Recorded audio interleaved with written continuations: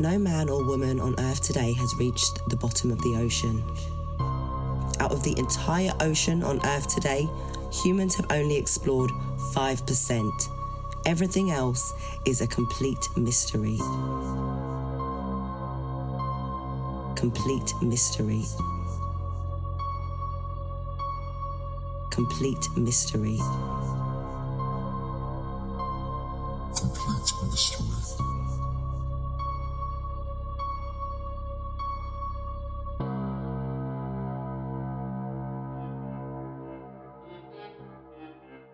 So what really is down there beneath the depths of the ocean? Is it nothing? Or could there be another civilization living among us? Maybe what we would identify as aliens or uniquely mutated beings. What if these beings were beneath the oceans and not above it? Let's look back in history. Around 11,000 years ago, 2 buried babies were found in central Alaska in a heath. One was less than 6 weeks old, and the other was a late-term stillbirth. Many scientists actually have called this finding one of the most important and direct links and evidence that we have to how people first came into America. What was very interesting was how, although USR1, which was what they called the first baby, was closely similar to ancient and modern genomes, USR1 wasn't in fact closely related to Northern and Southern Native Americans. The studies of the remains revealed that USR1's code was from a whole different lineage, not a single match with any lineage on Earth today, more than likely extinct, the Ancient Beringians.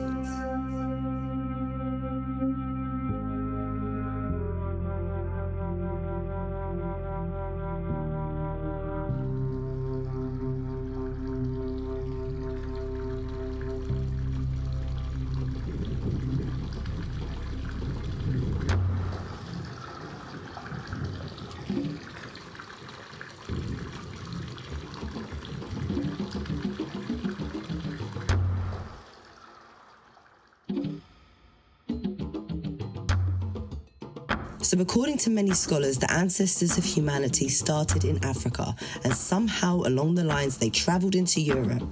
Everyone travelled into different directions for different reasons until they reached Asia and began to populate there as well. Here's where it gets interesting. There was a bridge that connected Asia to Alaska. People began to walk along this bridge, maybe even settling for some time. They eventually travelled further into the south, where the temperatures were hotter. When the Ice Age ended, the glaciers melted. The land bridge closed, leaving a branch of human species stranded and isolated from the rest of the world for 10,000 years.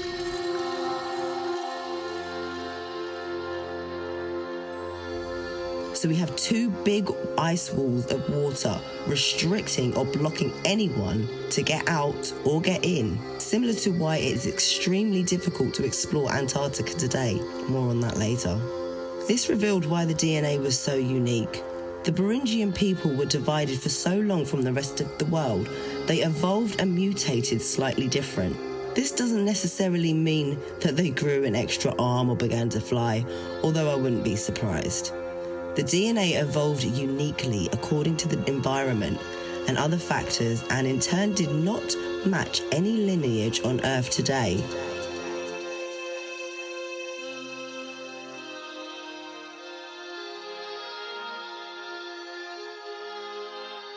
We can see this illustrated in the animal kingdom as well as humanity. Nowhere else in the world do you find a creature like a kangaroo with a pouch other than Australia. Scientists believe this is also how the Beringians could have evolved uniquely as well.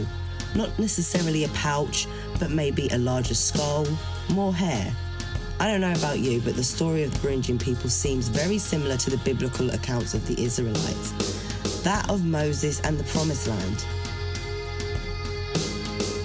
Here you have a group of people who for whatever reason begin to walk and walk and walk until they find a new home.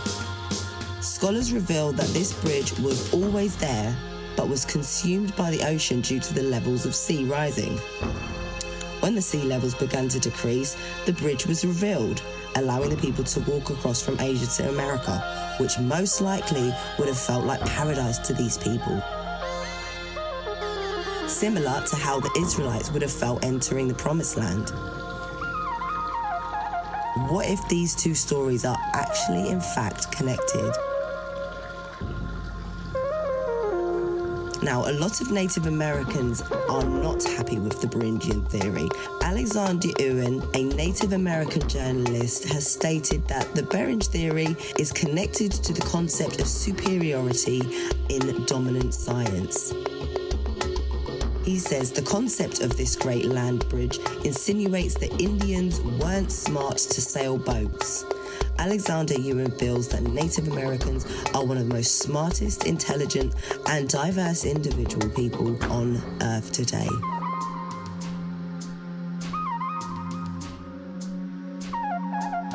There are also many Native American stories that connect this story of the people divided by water.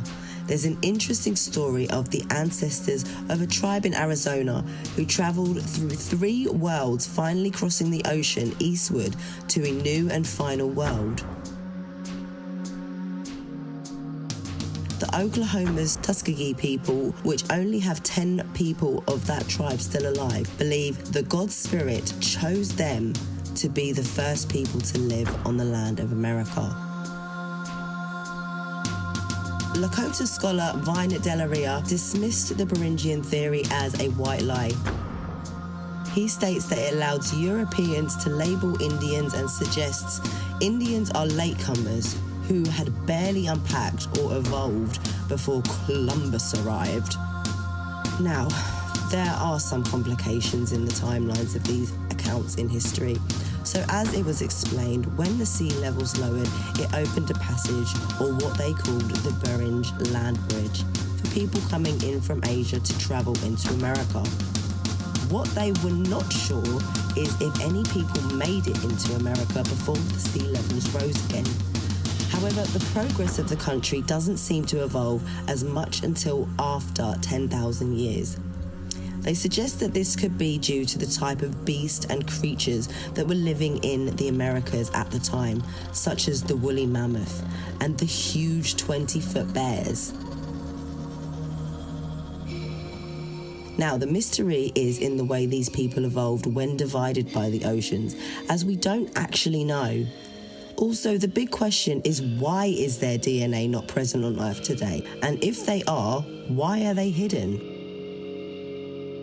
When you look at places like the Antarctica, big blocks of ice and extreme weather conditions that restrict the land from being explored, you begin to see how quite possibly we could be living amongst different civilizations, divided by environmental factors.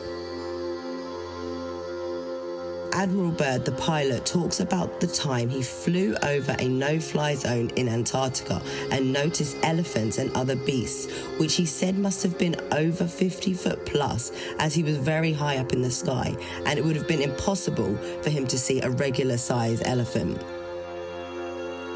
What if his accounts are true, and what if they are hiding these civilizations from us? You know, I think with all the recent UFO sightings, biblical prophecy seems to be fulfilling right in front of us. The movies being made as well. You know, sometimes the truth is hidden in plain sight. In fact, the truth is always hidden in plain sight.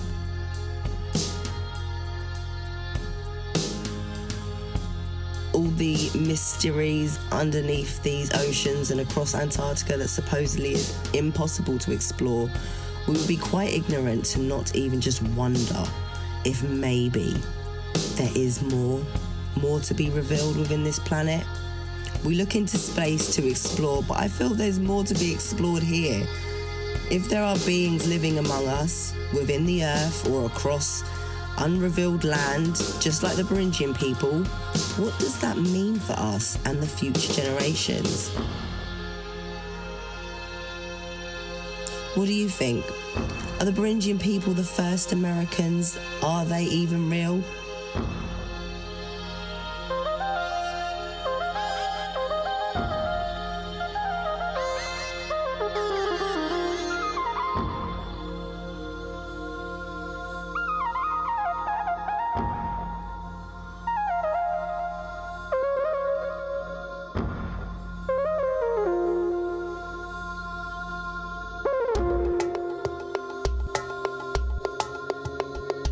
I feel this new finding reveals how very easily we could have mutated and evolved versions of our species within our same planet, divided by gravitational pulls, vast depths of oceans, and extreme icy weather conditions, like Antarctica.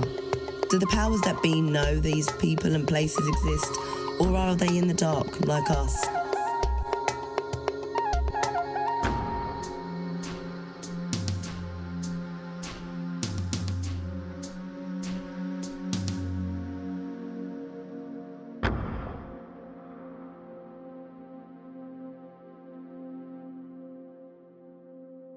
In an interview with historical investigator Kurimeo Ahau, he discusses that America could possibly be the promised land that the Bible refers to in the Old Testament. Check out the link in the description for the full interview.